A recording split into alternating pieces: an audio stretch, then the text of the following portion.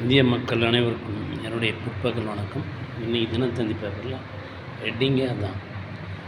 அரசு பள்ளிகளில் சர்ச்சை பேச்சு, வன்கொடுமை சட்டம் உட்பட 5 பிரிவுகளில் வழக்கு.